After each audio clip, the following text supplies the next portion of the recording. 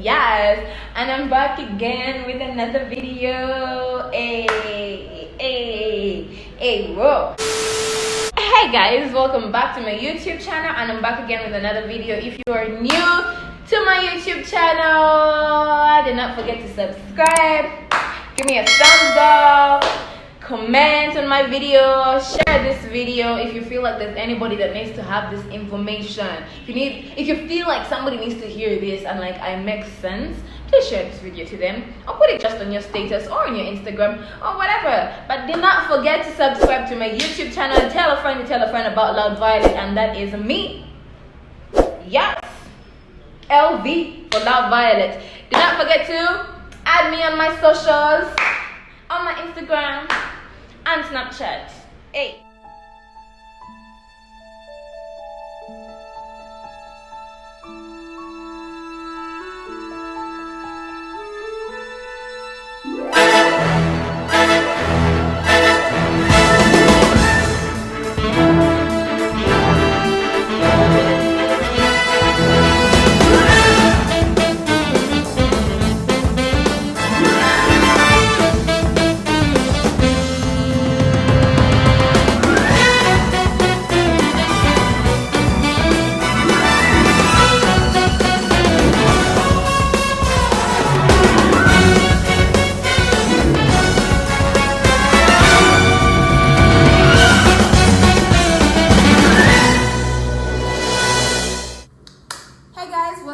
Welcome back to my YouTube channel. Yes, we're back on the LOTJ, Learning on the Job. We're back with the Learning on the Job series. Today's topic is going to be, today's lesson of this Learning on the Job series is going to be business expectations versus reality, my truth of my business expectations versus the truth about my business, my reality in business, the things that I faced in business that I did not expect, or the things that have varied from the actual expectations I have had. What actually has happened, what is true, and what is not. Alright, so let's get right into the video. Whoa. Expectation number one is thinking that you can handle everything by yourself. Guys, that's what I thought.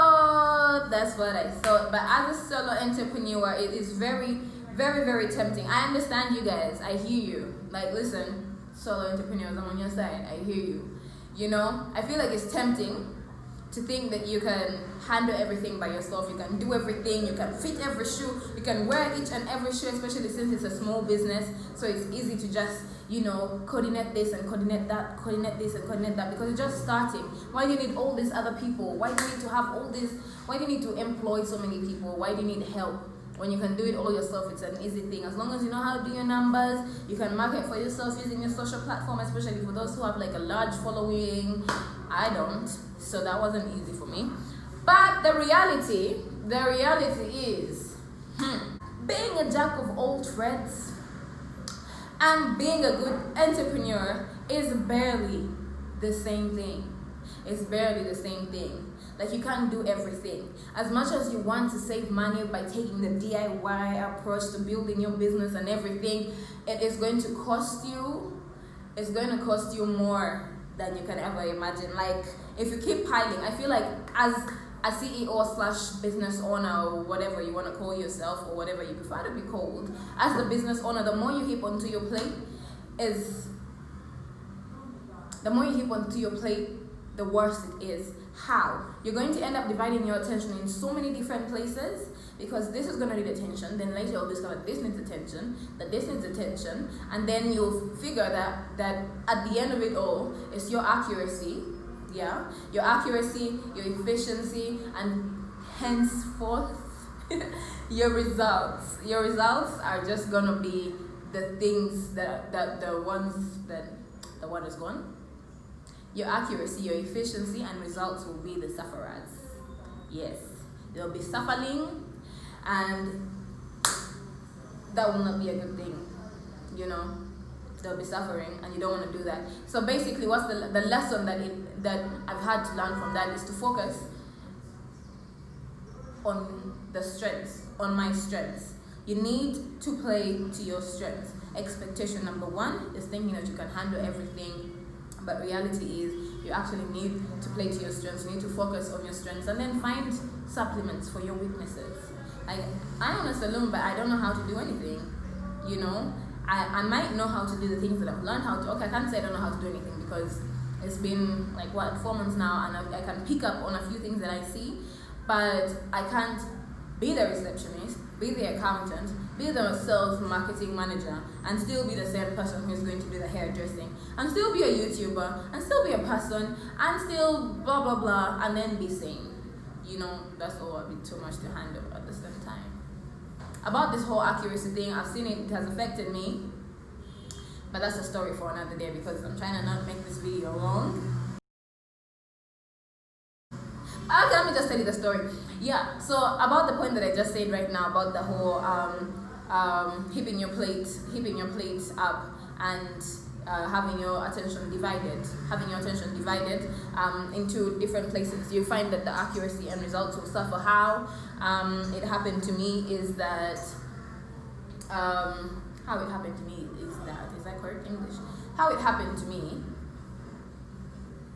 I remember, I think in the first video I kept saying that I'm the CEO, I'm the business, I'm the cleaning person, I'm the accountant, I'm the receptionist, I'm the this, I'm the that, but now there's two businesses. There's the salon and there's the eatery. I can't be the chef and be the waitress and be the person who is on the dishes and be the same person on customer care and still be a hairdresser and still be a receptionist in the salon and all of that. That ended up bringing us down. How did that affect me? My accuracy. I thought I had counted everything. I'm just going to put this in summary. I thought I had counted everything and I had planned for everything. But when you have your attention divided in all these different parts, you're trying to market, you're trying to do this, you're trying to do that, you end up finding that,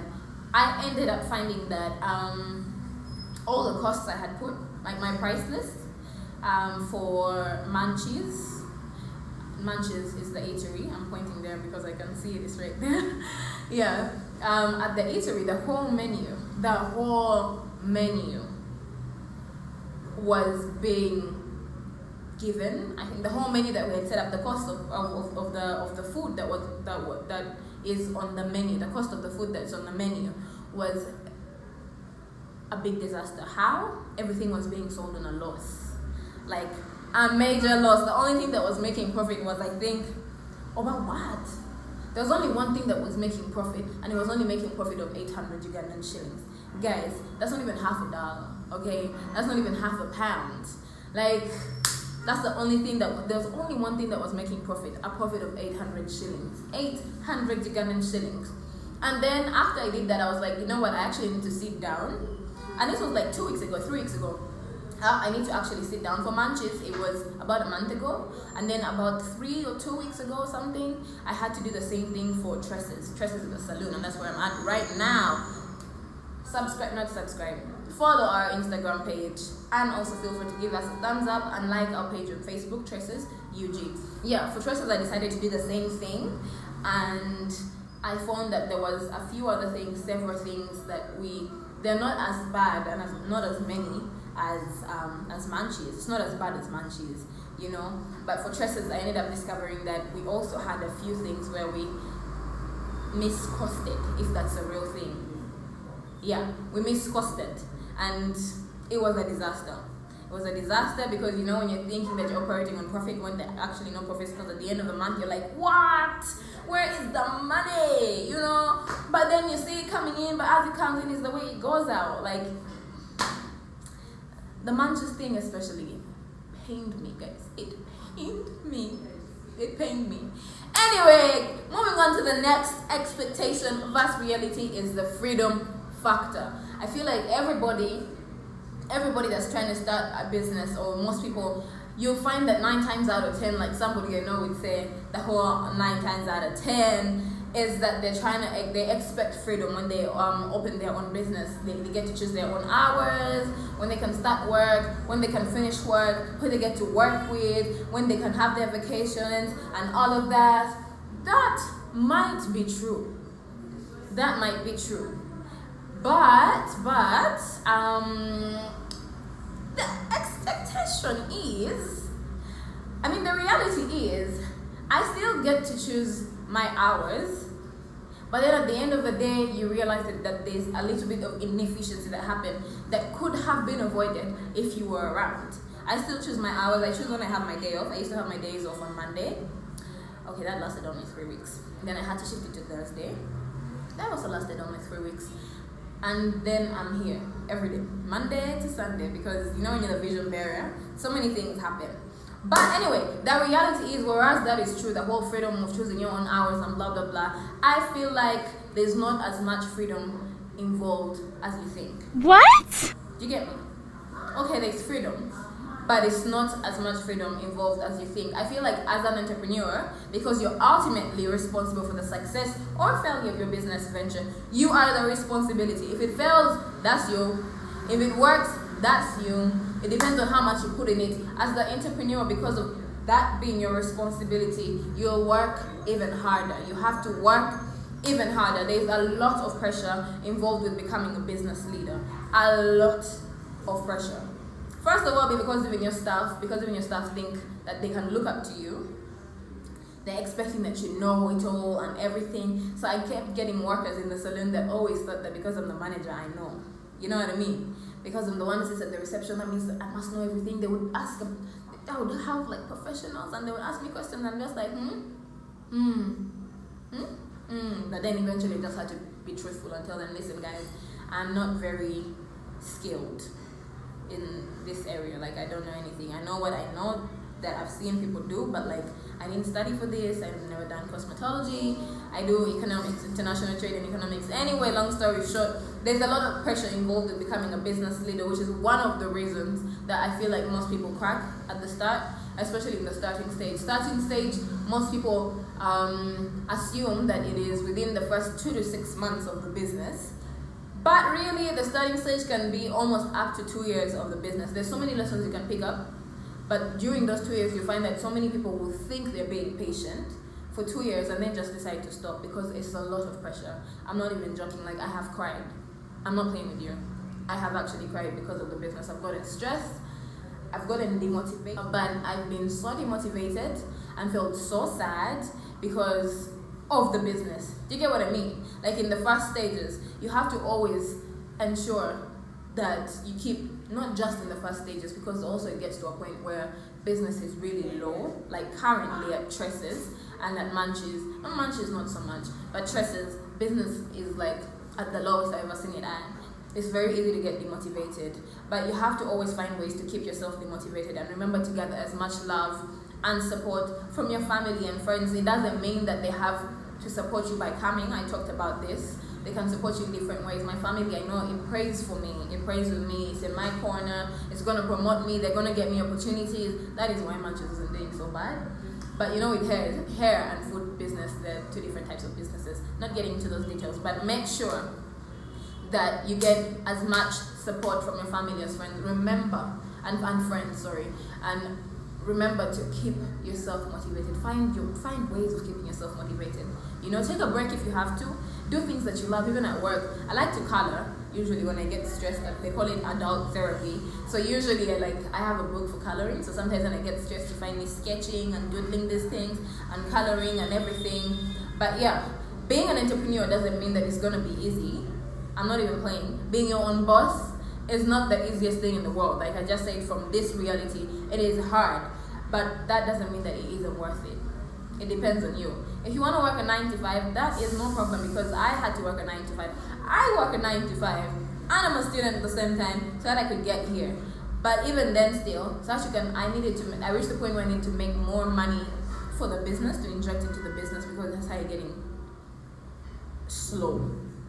So to move, I needed money. So I needed to find a job, to work at the job so I can make money to inject in the business. But that's a story for another day. Do not forget to subscribe to my YouTube channel. Check out all my other videos. Yes. And check out my Instagram. I'll put it right here. And my Snapchat. And my Facebook. And my business pages. But most importantly, do not forget to subscribe to this channel. Share this video with your friends. Like, comment, Ask me questions. I don't have the answers to everything, but ask me questions. See you here next time. Hey.